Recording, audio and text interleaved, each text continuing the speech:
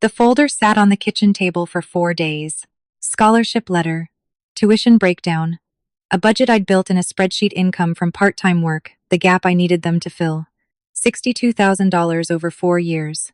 I had rehearsed what I was going to say. My mother didn't open it. She slid a check across the table instead.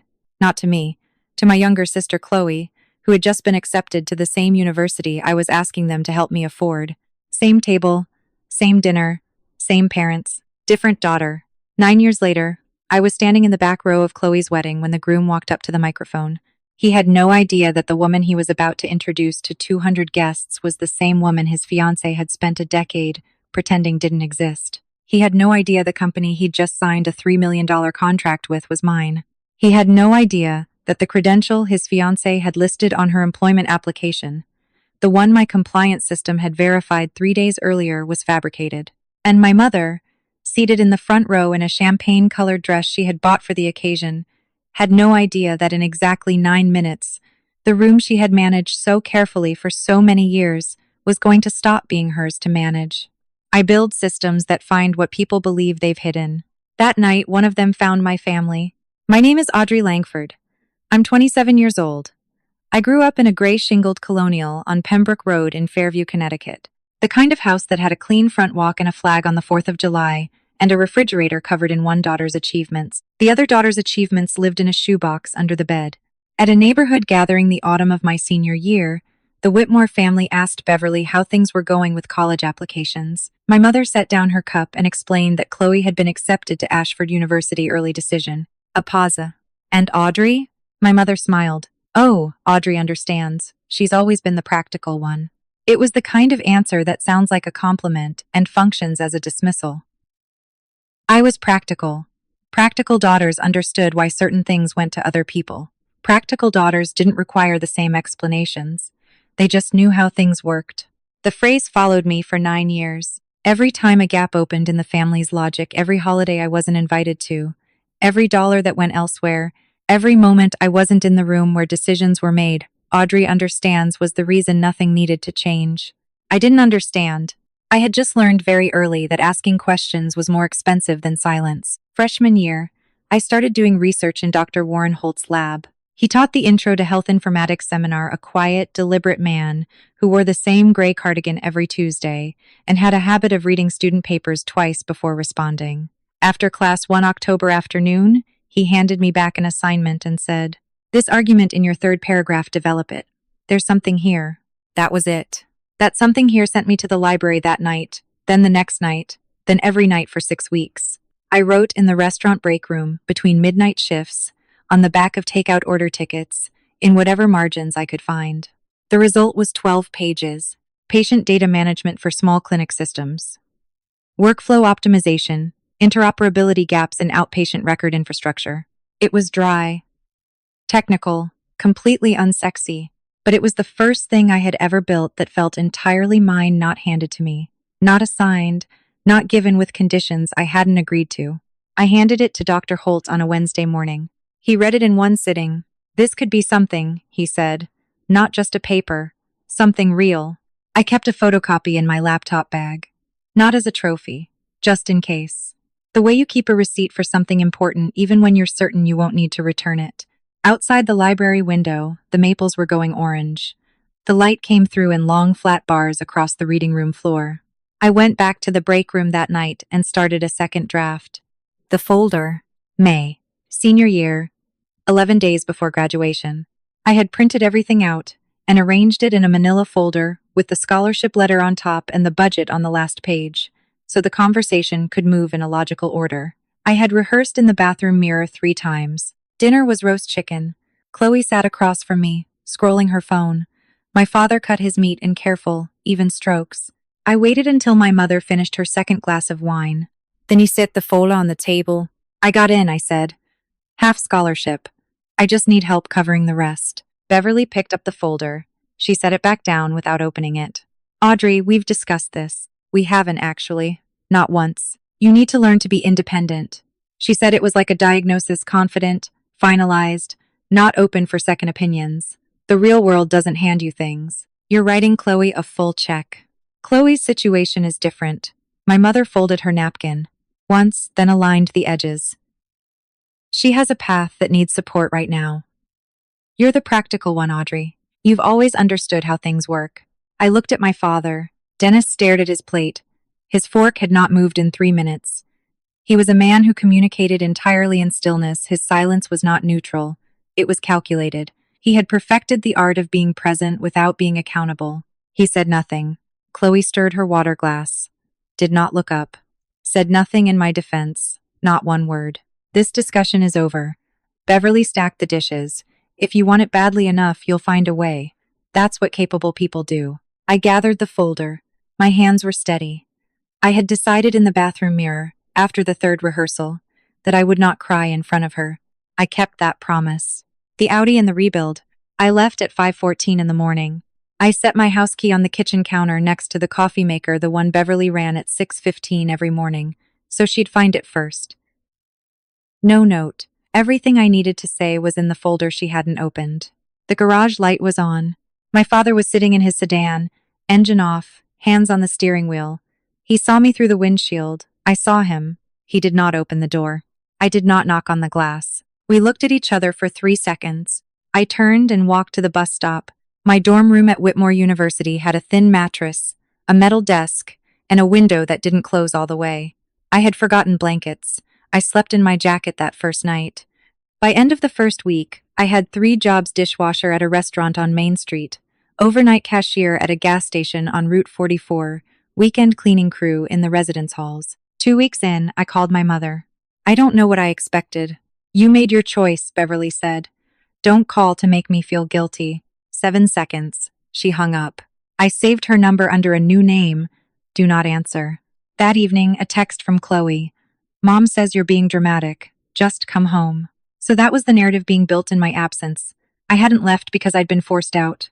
I left because it was difficult. Dramatic. Too much. The story reframed itself before I'd even finished unpacking my single bag. That same month, Chloe posted a photo on Instagram. A brand new Audi A4 parked in the driveway, red bow on the hood. Caption: Best parents ever. My mother's comment: Anything for my girl.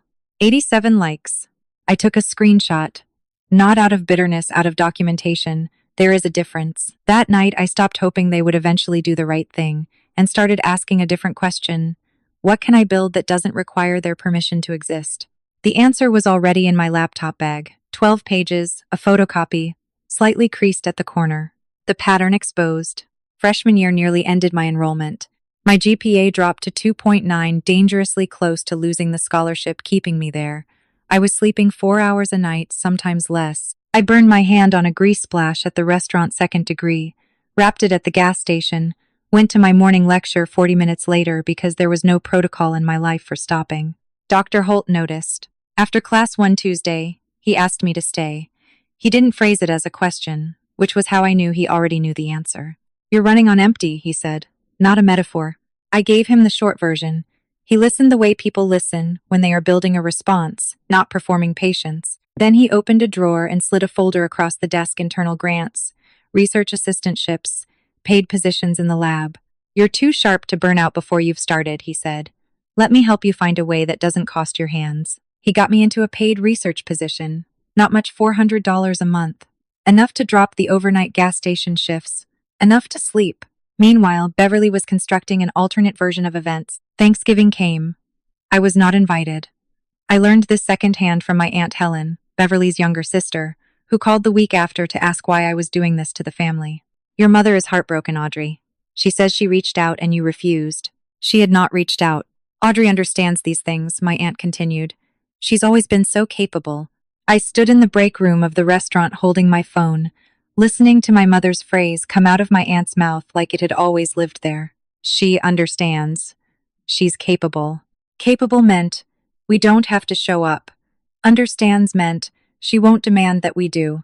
There was a version of my mother I knew at 8 years old.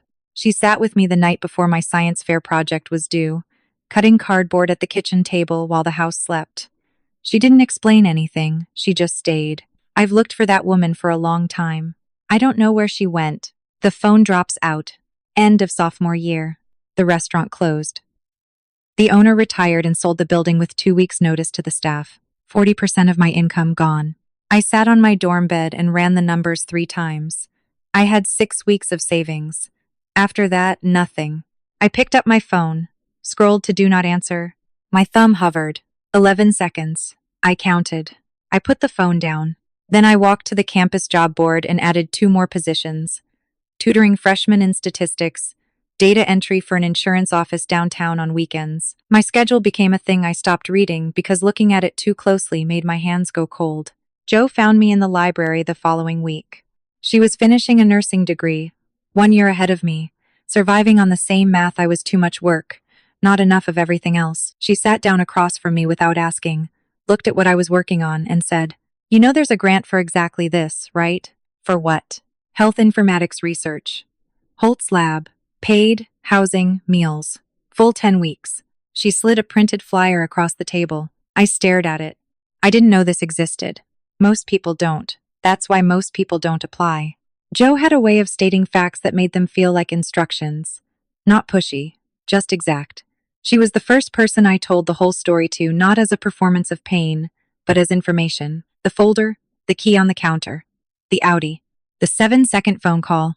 She listened, wiped coffee off her chin, said, "You don't owe them a narrative where they come out okay.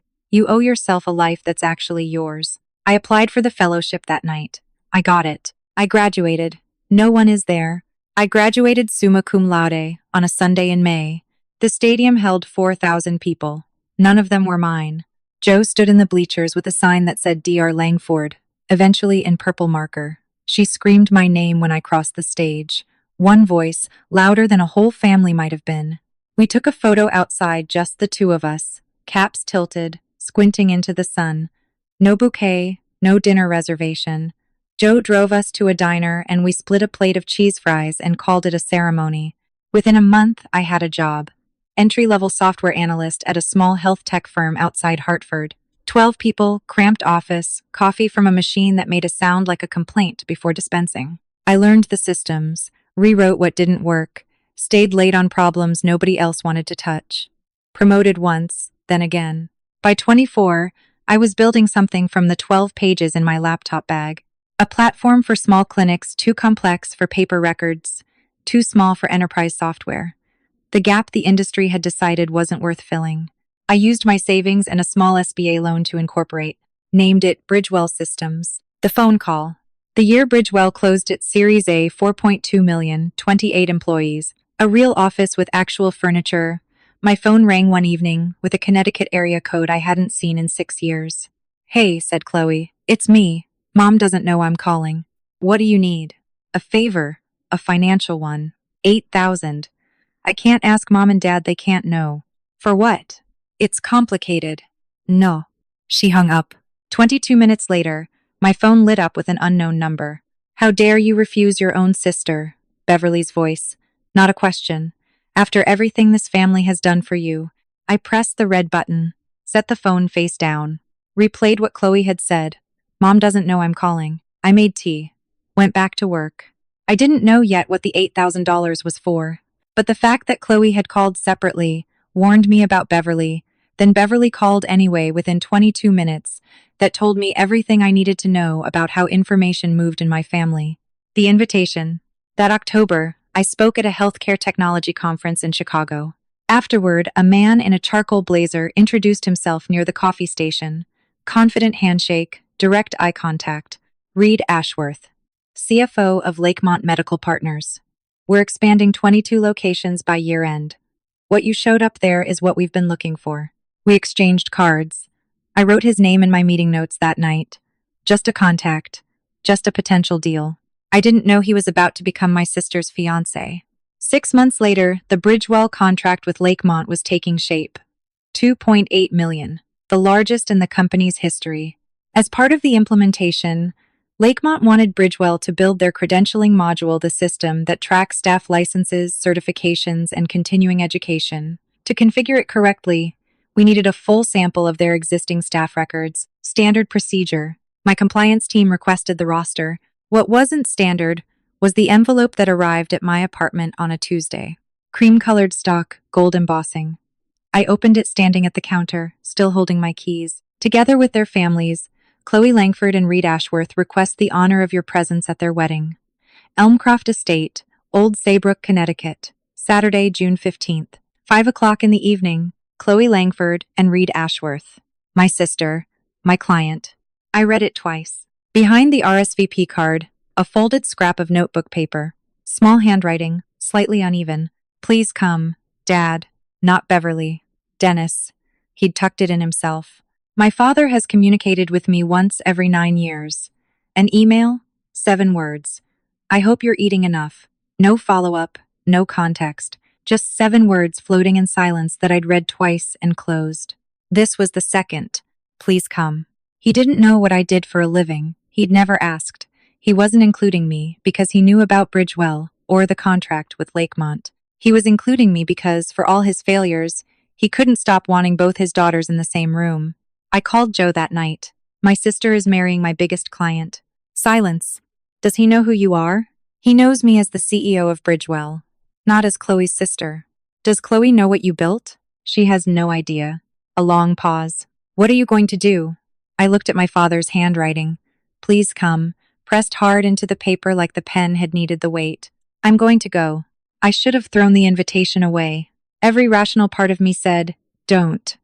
The business alone was a liability, a $2.8 million contract with a client who didn't know his fiancée and I shared a last name. Walking into that room was the opposite of professional judgment. But I kept thinking about the notebook paper, the pressed-in handwriting, the fact that he'd tucked it in himself, hidden behind the RSVP card, like it was contraband because in their house, reaching toward me had always had to be done quietly.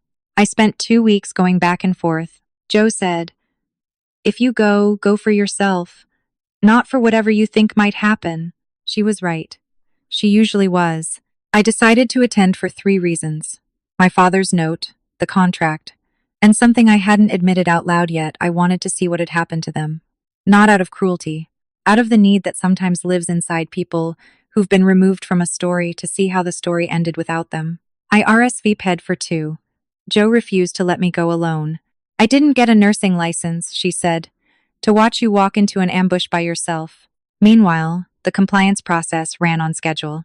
My team began verifying the Lakemont staff roster through the credentialing engine, cross-referencing submitted credentials against state licensing databases, university registries, professional certifications, standard, automated, the core of the product we were selling. The results came back with 14 names flagged for extended verification. I scrolled through the list at my desk one morning, coffee in hand. Line 11.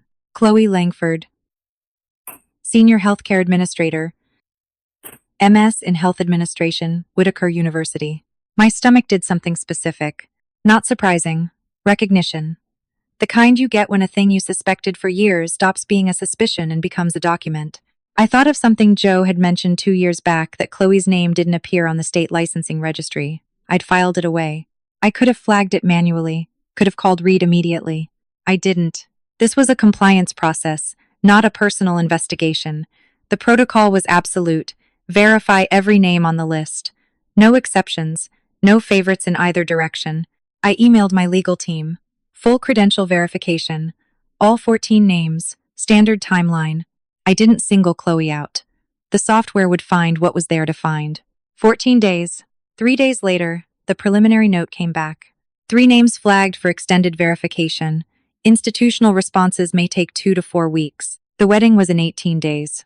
I didn't ask which 3. 14 days before the ceremony, the final verification arrived Saturday morning, forwarded by my compliance officer to my phone at 7:42 a.m. I read it at my kitchen table in the early light. Chloe Langford, the master's degree from Whitaker University. No record of completion. She had enrolled, dropped out at the end of freshman year. I set my phone face down, sat for a moment with the particular weight of something confirmed. The report would route to Reed's compliance team within 48 hours. Standard procedure. I had 14 days. I didn't call Reed. I didn't call Chloe. I didn't call anyone. I got in my car and drove to Old Saybrook. The first year. By the time that first winter ended, I had stopped waking up at 3 in the morning to check whether I'd missed something. Not because I had, because I'd finally internalized that checking was a habit from a different life. A life where I was constantly braced for the next gap, the next withdrawal, the next thing quietly removed without explanation. Bridgewell was mine, fully mine. No one could pull it off the refrigerator. The first year, 2 clients, a folding table for a desk, and a liability policy, I'd filed myself. I worked 16-hour days because the problem was interesting, and because I had no other option, and because, for the first time in my life, both of those reasons felt like the same thing. My first paycheck to myself was $840. I transferred $300 to savings and ordered Indian food. Joe came over. We ate on the floor because I hadn't bought a couch yet. "To the family you chose," she said, raising her takeout cup. "To the family I chose." Minnie Spike, Joe's son. Joe's son Danny was 5 years old and had decided, with the confidence that 5-year-olds reserve for truly non-negotiable positions, that my apartment was his second home. He came over one Saturday while Joe and I were reviewing a contract. He explored the kitchen with the systematic thoroughness of a health inspector, opened every cabinet once, then sat down at the table and drew something with careful attention. When he finished, he held it up. "This is you," he said, pointing to the largest figure. "This is Mommy. This is me." He pointed to a fourth shape, smaller, in a different color. "This one's for later." Joe looked at the drawing, then at me. I kept my face still. "That's very good, Danny," I said. "I put it on my refrigerator with a magnet. 4 figures. One of them is waiting." I went back to the contract. Bridgewell grows. At 24, 2 clients, a folding table. At 25, 8 clients, 3 full-time employees, a real office above a dry cleaner on Elm Street. The office smelled like solvent and strong coffee, and I loved it completely. At 26, the Series A round closed. $4.2 million, 28 employees, a lease on a proper floor downtown, glass walls, a coffee machine that cost more than my first car. I still drove the same Honda Civic. Dr. Holt called when the funding announcement ran in the trade press. "You put me in the acknowledgments," he said. "You read student papers," I said. "That counted." "I told you it could be something." "You were right." A pause, comfortable, the kind between people who don't need to fill it. "Lunch," he said. "You choose. Somewhere with a wine list." Beverly's narrative deteriorates. 3 months after the Series A, my phone started ringing again. Connecticut area codes. Numbers I hadn't seen in years. Cousins. Family friends. The woman who'd taught my Sunday school class when I was 9. All with variations on the same script. "Audrey, your mother says you've become unreachable." "Audrey, Chloe is getting married and you haven't responded to the invitation." "Audrey, the family doesn't understand." Beverly had made calls, distributed a version of events. "Audrey has money now and she's let it change her. Audrey doesn't return calls. Audrey has become distant and cold." The irony was that I hadn't returned those calls because I hadn't received them. Beverly had been calling the number I'd had in college, the one disconnected 4 years earlier. She was performing outreach to an audience without actually making contact, just building the record that she'd tried. Then came the post. Long, carefully sorrowful. "Some children grow away from the people who gave them everything. A mother's love is unconditional, even when it's not returned." 142 likes. Chloe's comment at the top. "Love you always. You deserve so much better, Mom." A perfect duet. I saw it. I didn't respond.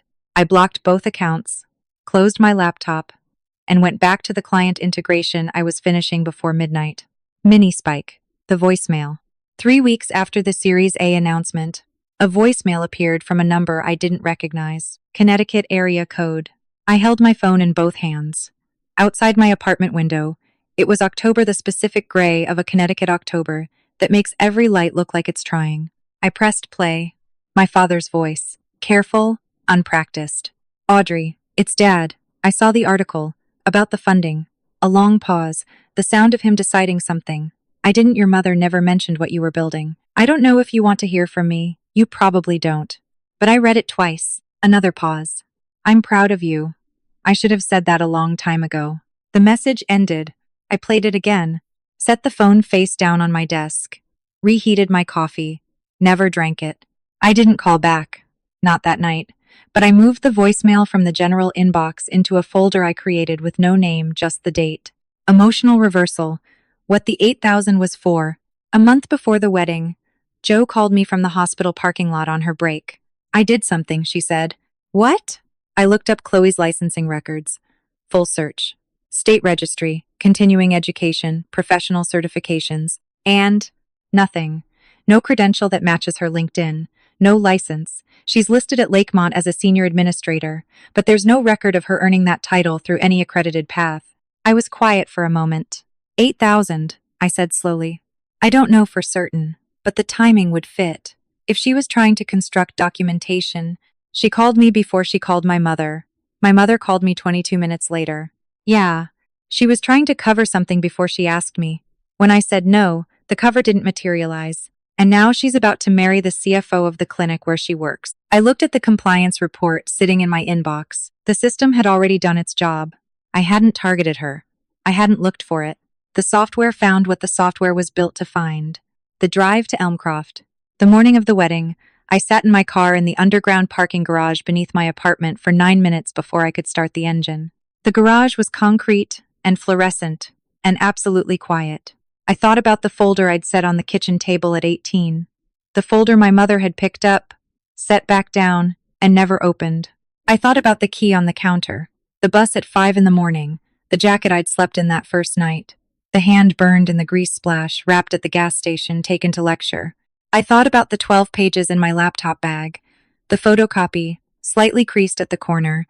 The first thing I had ever built belonged to no one but me. My mother had called it 12 pages about filing. My investors had called it a $4 million idea. The garage light clicked off on its timer. I started the engine. "You're not walking in alone," Joe had said that morning.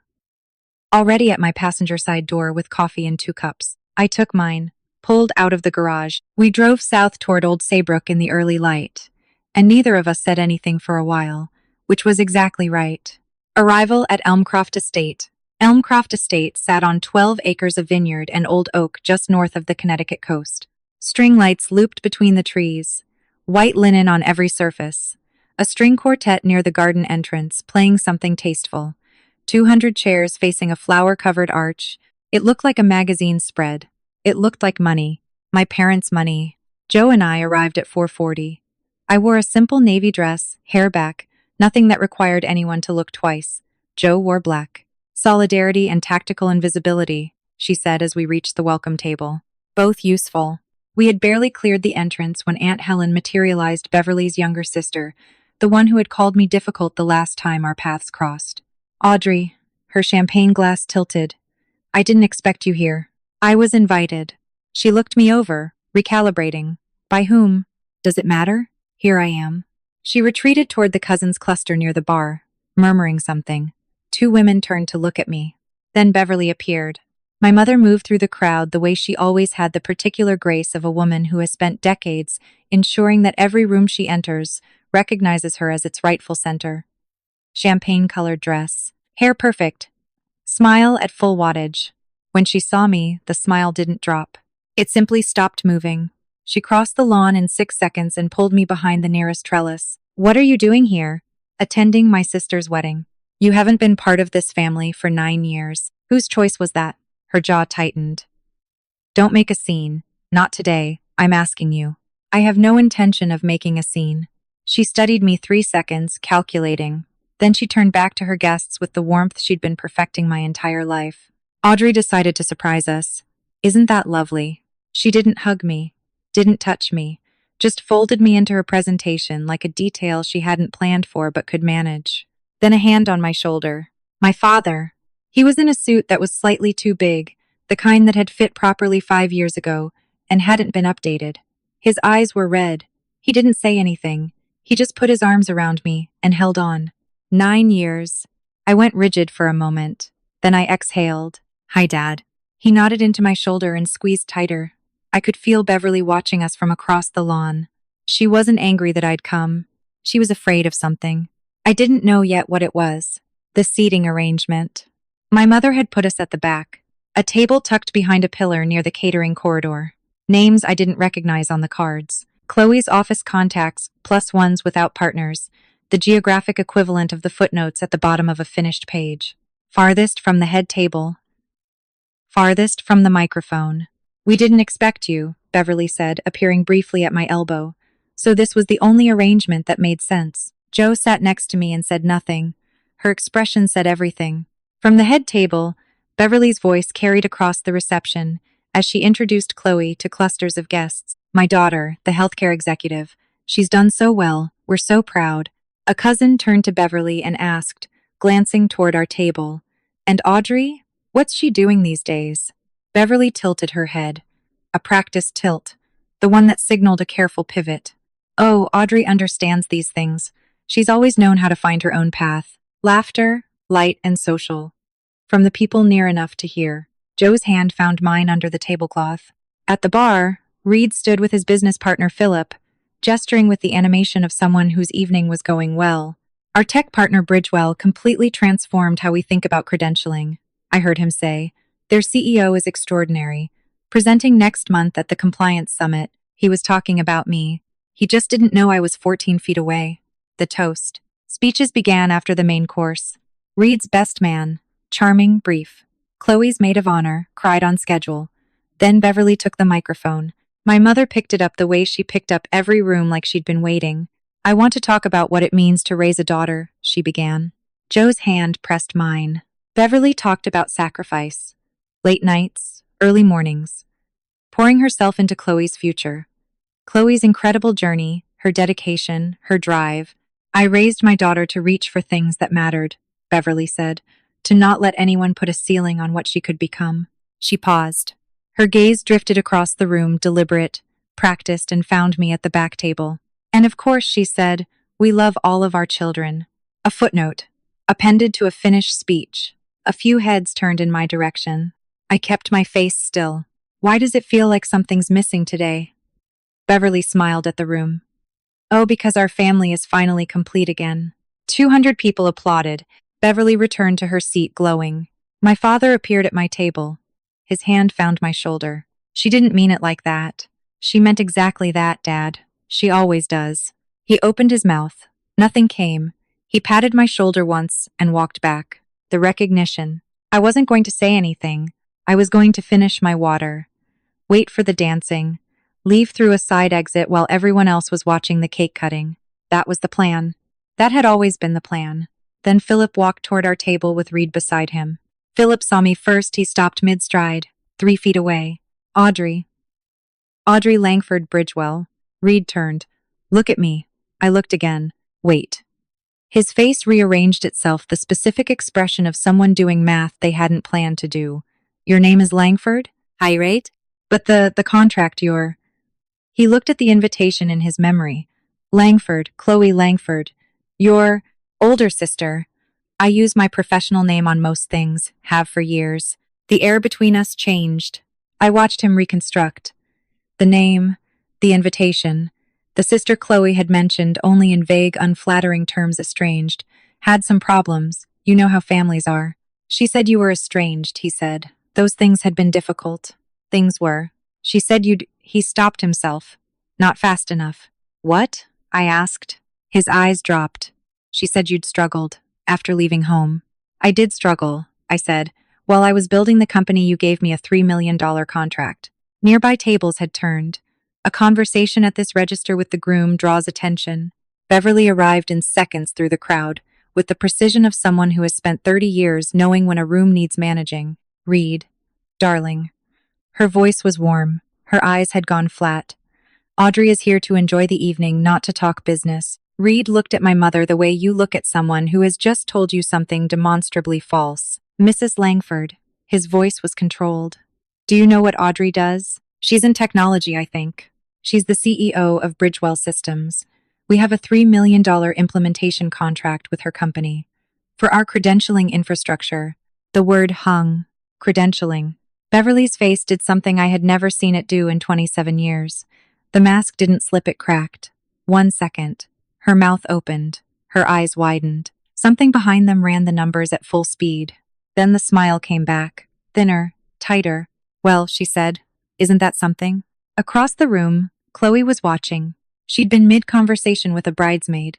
Her body had turned toward us. Her glass was frozen halfway to her lips. She set it down and began to move. For the first time in my life, I watched my sister's face show something I had never seen there before. Not embarrassment. Not anger. Fear. The announcement. Reed was already moving toward the stage. He had the microphone before anyone understood what was happening. Everyone, I'm sorry to interrupt. One more thing. 200 faces turned. I just found out something remarkable. The CEO of Bridgewell Systems, the company that's reshaping how we think about credentialing in small clinic networks, is here tonight. And she happens to be Clue's older sister. The string quartet had stopped. Audrey Langford built Bridgewell from scratch. No backing, no family investment. She coded the first prototype herself while working 3 jobs. She's been sitting at the back of this room the entire evening. Silence. Then applause scattered first, then fuller, then sustained. People turned, craned, stood. I got to my feet. Thank you, Reed. This is Chloe's evening. Let's keep it that way. But 200 people were already recalculating. I could see it move through the room like a current. The whispers started. Wait, that's the sister. Beverly said was finding herself. That's the one who left. The difficult one. Forbes mentioned Bridgewell at the compliance summit. She's been at the back table. At the head table, Beverly sat completely still. She was still smiling. The smile had gone structural, the kind held in place by muscle memory, when the mind behind it has gone somewhere else entirely. My Aunt Helen walked toward me. Her face was flushed. Why didn't you tell anyone? I kept my voice level. I did, Aunt Helen. 9 years ago, you told me I was the difficult one. She had no answer. She stood there, mouth half open, then walked away. The credential collapse. The applause was still settling when Reed stepped down from the stage and walked directly toward Chloe. I didn't follow. I could see it from where I stood, the body language of a conversation that is not going the way one party planned. Chloe's hands moved quickly, explaining, adjusting, reshaping. Reed's arms were crossed. He shook his head once slowly, the way someone shakes their head when the numbers don't add up and they've run them twice. Beverly intercepted me near the edge of the reception floor. You planned this. What? Being successful? She stepped closer. Her voice dropped to a register just above private. You came here to humiliate your sister. I came because Dad asked me to. I held her gaze. Everything else you built yourself. She turned and walked toward the bar. Her hands were trembling. 5 minutes later, Reed appeared at my side. His phone was in his hand. His expression had changed. The warmth from the announcement was replaced by something flat and controlled. Audrey, can we step outside? We moved onto the terrace overlooking the vineyard. The sun was going down. The light was beautiful in a way that felt inappropriate given what was coming. My compliance officer forwarded me the verification report this morning, he said. I hadn't read it, until just now. He held up his phone. Chloe's listed credential, the master's from Whitaker. There's no completion record. She enrolled. Dropped out at the end of freshman year. The degree on her employment application doesn't exist. I know. He looked at me. You knew, and you didn't call me. The final verification arrived Saturday morning, 14 days before the wedding. I didn't know how to begin that conversation, Reed. Hi, your fiancé's degree doesn't exist. Also, she's my sister. Also, we're under contract. There's no version of that call that goes cleanly. His phone screen went dark. He stood with both hands on the terrace railing, looking out at the vineyard. 2 minutes of silence. The muffled bass of the reception music came through the glass behind us. I'm going to ask her, Reed said finally, in front of everyone, because if she lies to my face one more time in front of my family and my partners, I need to know exactly who I'm about to marry. Reed, I need to do this. He walked back inside. I followed 3 steps behind. I didn't want to be part of what was coming. I couldn't look away. Chloe was near the cake table, talking to a bridesmaid, her smile working at full effort. She saw Reed coming and brightened. Baby, whatever she told you, did you graduate from Whitaker? The bridesmaid took a step back. What? Chloe laughed, a short, bright sound with nothing behind it. Of course your master's degree. The one on your employment application at Lakemont. The one on your LinkedIn. The one on your wall. Chloe's eyes moved. Left, right. Counting who could hear. Most of the tables within range had gone quiet. Can we please did you graduate? Reed's voice wasn't loud. It was rigid. The kind of quiet that makes people lean toward it. You told me you had a master's degree. You told my clinic you were credentialed. You told my compliance team. Beverly materialized at Chloe's side. Her hand found Chloe's arm. Reed, this is not the moment. Did you know? He turned to Beverly. Did you know the degree wasn't real? My daughter graduated with distinction. She didn't graduate at all, Mrs. Langford. Reed's voice cracked on the last word, then steadied. She dropped out freshman year.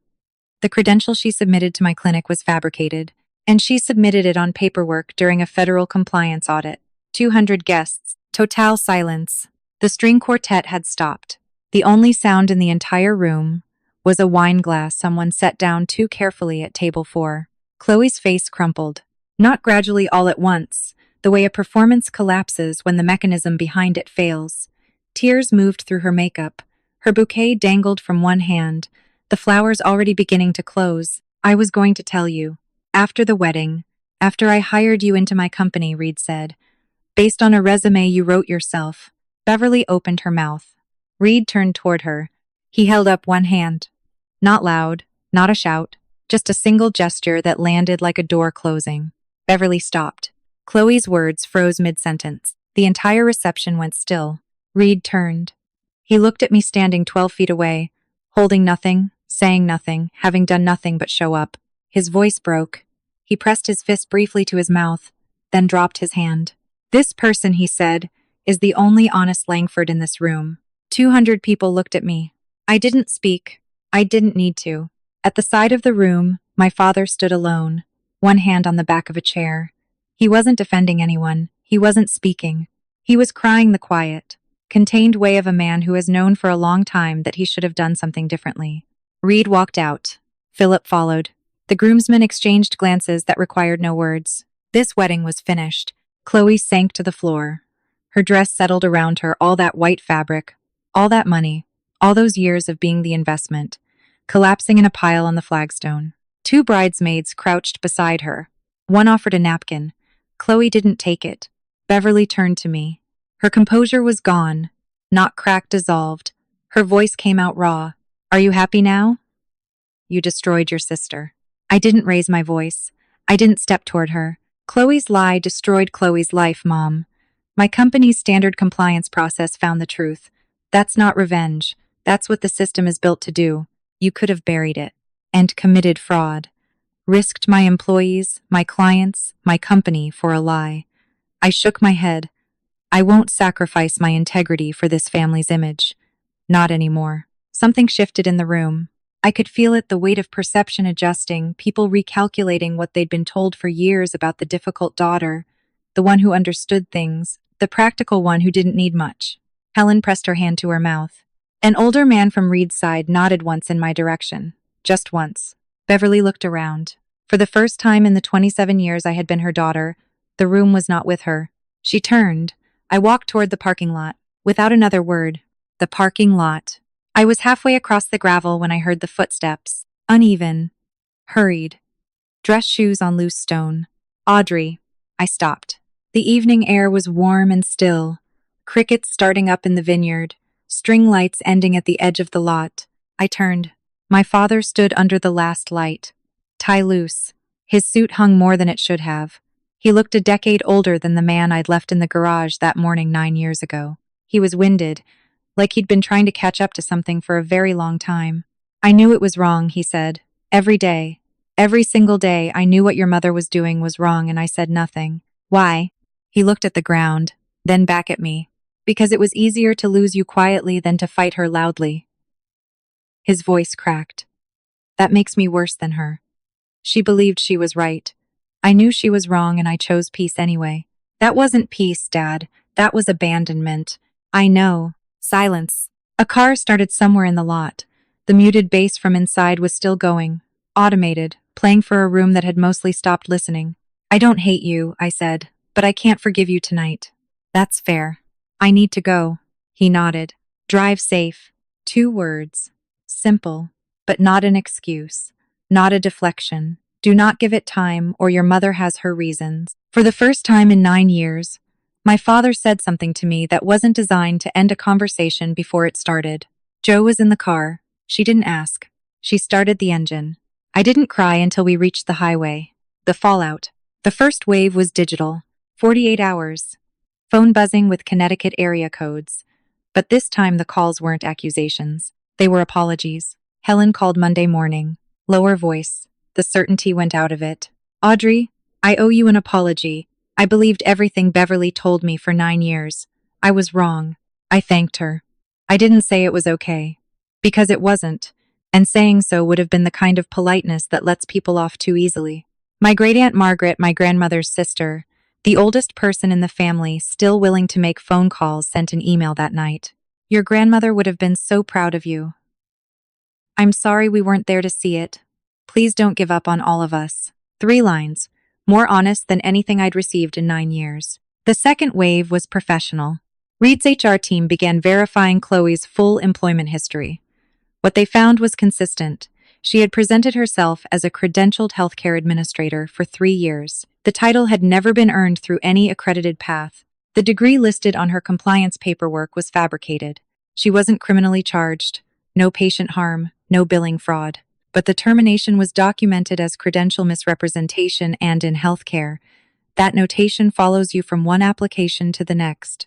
Reed emailed me Tuesday evening. The Bridgewell contract is on track. Chloe's situation is personal, and I won't let it affect our professional relationship. I just need some time. I hope you understand. I understood. The third wave was Beverly's retreat. She posted once a long, carefully sorrowful paragraph about family fracture and undeserved pain. Didn't name anyone. Didn't have to. The comment section didn't cooperate. What actually happened at the wedding? What's the truth about Chloe? What about Audrey? Isn't she the one who... She deleted the post within 4 hours. Then on Wednesday night, a text from Chloe. No preamble, no framing. I'm sorry for all of it.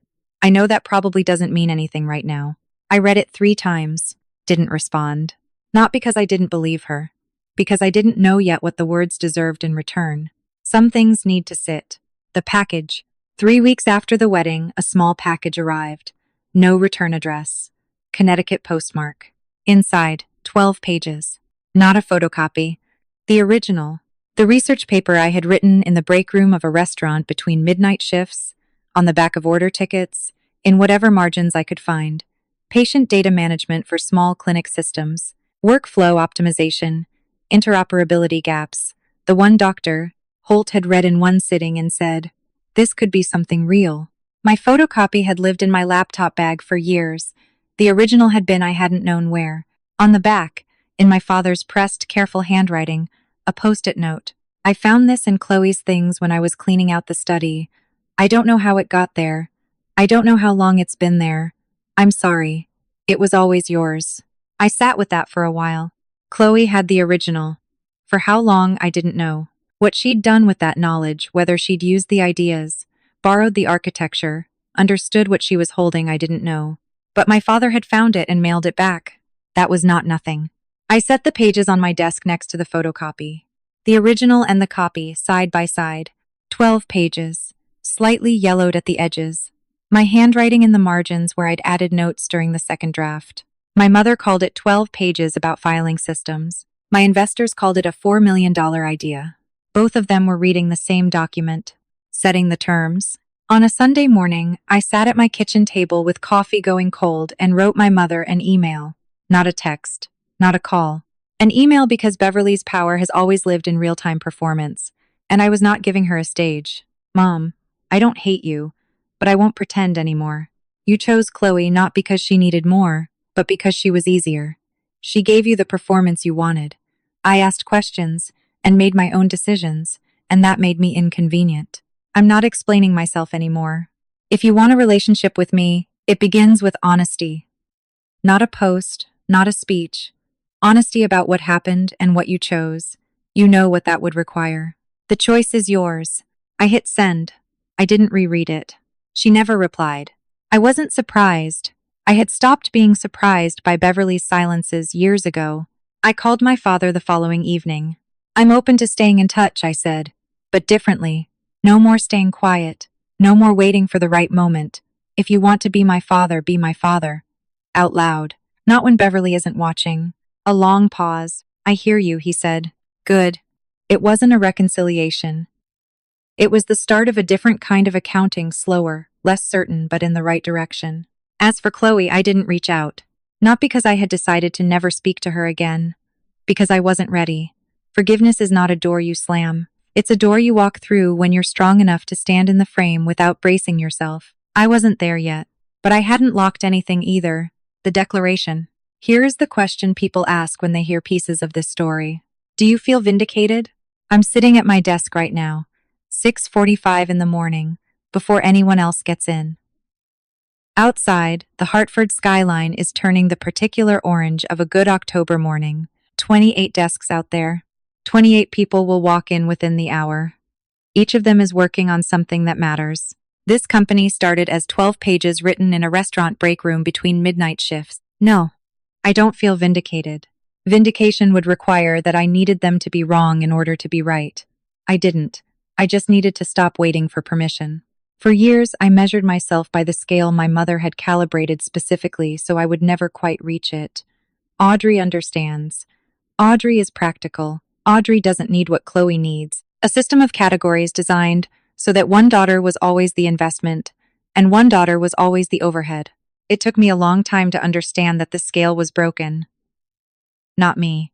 The problem was never that I understood. The problem was that everyone got comfortable mistaking my silence for consent. I was silent because I'd learned that speaking cost more than staying quiet. Because I'd watched my father prove over and over that the path of least resistance was the path that stayed. I wasn't silent because I agreed. I was silent because I was calculating the fastest route out. Resilience.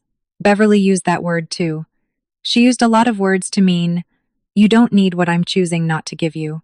She was right that I'm resilient. She was wrong about who made me that way. It wasn't her. It wasn't the lessons she taught. It was the restaurant break room, and the 3 a.m. library, and the burned hand wrapped in gas station gauze, and the fellowship application I filed because Joe slid a flyer across a library table and said, most people don't apply because most people don't know it exists. It was 12 pages that a professor read in one sitting and said, this could be something real. Nobody gets to take credit for that. Here is where everyone is now. Beverly still lives in the house on Pembroke Road. She posts less. The posts are shorter photos of the garden, a recipe once, nothing that requires explanation.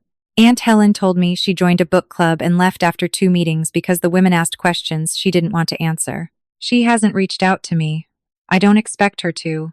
Some people would rather tend the version of themselves they've built than dismantle it for the truth.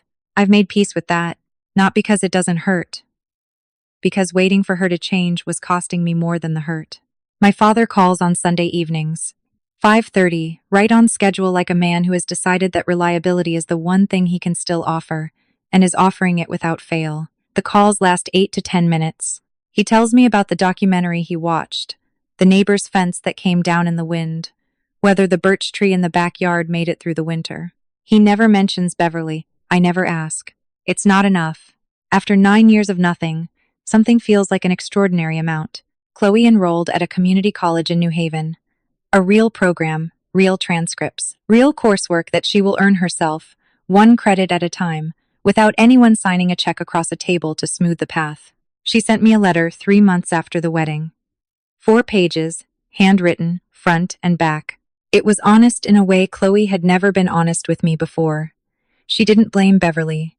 She didn't blame me. She wrote, I spent so long being who they needed me to be that I forgot to figure out who I actually was. I think I was afraid that if I stopped performing, there would be nothing underneath. I read it twice. I haven't written back yet. Some letters need more time than others, but I haven't thrown it away. It's in my desk drawer, next to the original 12 pages and the photocopy, the complete record of where everything started and where everything went. The Bridgewell contract with Lakemont closed on schedule. Reed and I kept things professional, clean, boundaried. He's a good man who found himself in the collision of 2 worlds he hadn't known were connected. I respect how he handled it. He sent flowers on Bridgewell's 5th anniversary. The card said, from one self-made person to another. If you're watching this and you recognize something in your family that sounds like mine, I see you. I was you. You don't need a credential collapse at a wedding to find your way out. Sometimes it's smaller than that.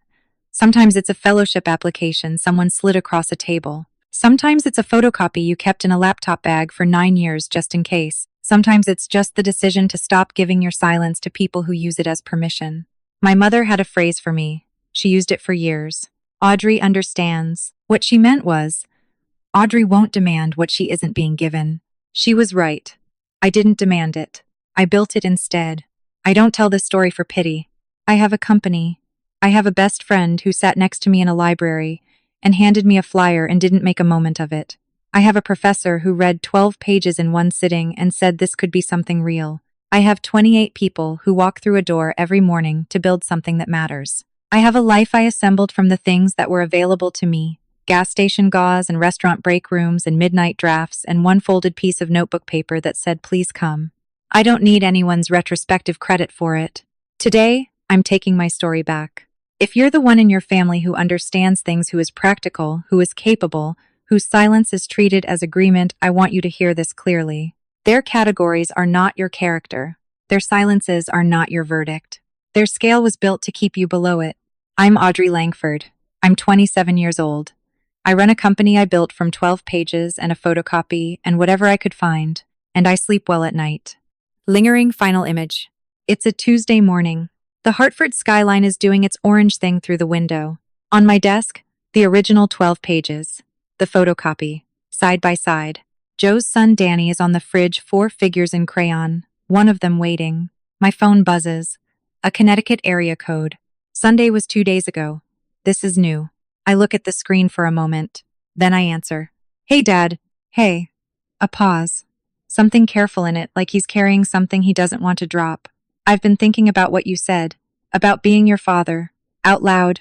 "Yeah. I went to school, Whitmore. Where you went." Another pause.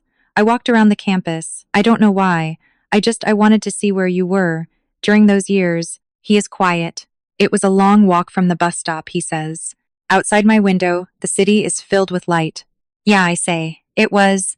If you've ever been the one in your family who understands the practical one, the capable one, the one everyone assumed didn't need as much, type 12 pages in the comments. If someone in your life has a phrase, they use for you a word that sounds like a compliment but functions like a reason to look away, tell me what it is. I want to know how long you carried it before you heard it for what it was. And here's the question I'm still sitting with. Chloe's letter is in my desk drawer. I've read it twice. I haven't written back. Would you?